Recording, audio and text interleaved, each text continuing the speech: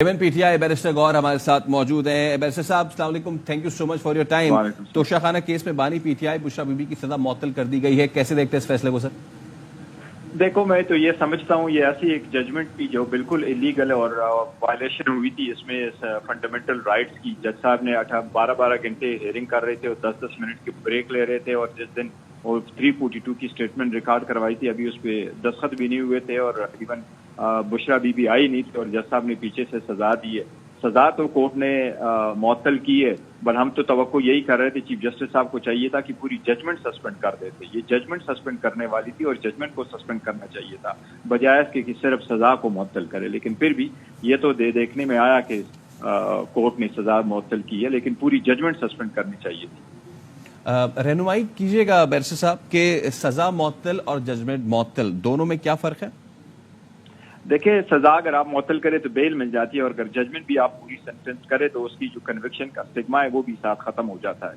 इसलिए हम चाह रहे थे कि दोनों सस्पेंडेड हो। और जब सजा मुअत्तल होती है तो क्या उनको जमानत मिल सकती है बैरिस्टर साहब? वो जो सजा अगर सस्पेंड हो जाए तो ये जमानत ही होती है। आप मुचलका जमा करते हैं, आप जेल से बाहर आते हैं, लेकिन आपकी कन्विक्शन अगर कोई है तो कन्विक्शन बरकरार रहती है या डिस्क्वालिफिकेशन बरकरार रहती है। तो हमारी तो इस्तदा यही थी कि पूरी जजमेंट सस्पेंड हो। अभी ऑर्डर आएगा, फिर पढ़ेंगे कि क्या सिर्फ सजा सस्पेंड हुई है या उसके साथ साथ जजमेंट भी सस्पेंड हुई है। अगर जजमेंट सस्पेंड हो जाती तो सब कुछ खत्म हो जाता है। तो यही हमारी पहली भी केस में इस्तदा थी जो अभी सुप्रीम कोर्ट में, और इसी केस में भी यही इस्तदा थी। हम चाह रहे थे कि जजमेंट और सेंटेंस दोनों सस्पेंड हो।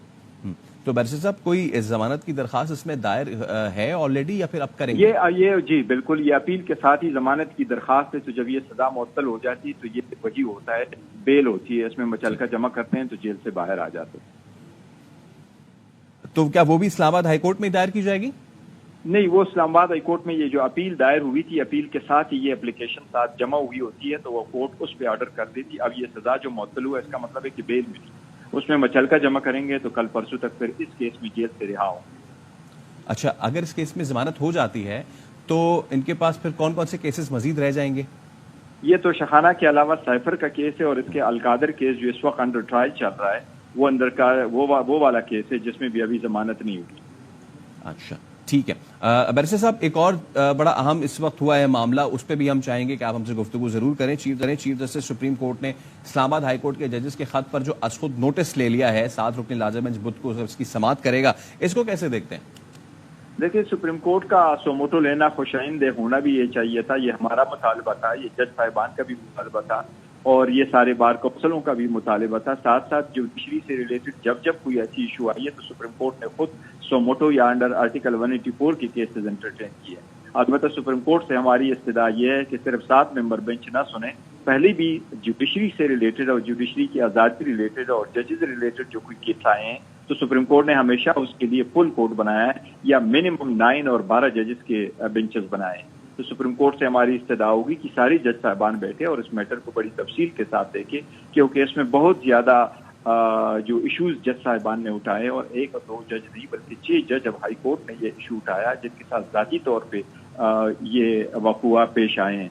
साथ साथ उसमें जो जरूरी चीज है वो ये है कि जज साहिबान ने जो लेटर लिखा है उसमें फकत ये नहीं पॉइंट आउट किया है कि हमारे साथ इंटरफेरेंस हुई है, पर उनका कहना था कि इंटरफेरेंस हो रही है। तो ये एक ओपन एंड शट केस नहीं है। जिस तरह इफ्तिखार चौधरी जिस वक्त डिपोज हो गए थे तो उस वक्त एक ही मुतालिबा था कि अगर वो रिस्टोर हो जाए तो that would be the end of it. ये चूंकि अदलिया की आज़ादी से रिलेटेड है, so there will be no end to it.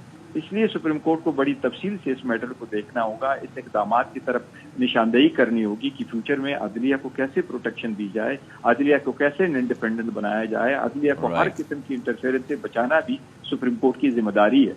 तो इसलिए ये जरूरी है कि सारे जज साहिबान बैठे और इसको बड़े सारी इख्तलाफात और सियासी नुक्ते नज़र से बालातर होके अवाम के हकूक़ के तहफ़्फ़ुज़ के लिए इस मैटर को देखें। बहुत शुक्रिया बैरिस्टर गौर खान, आप हमारे साथ मौजूद थे। और अब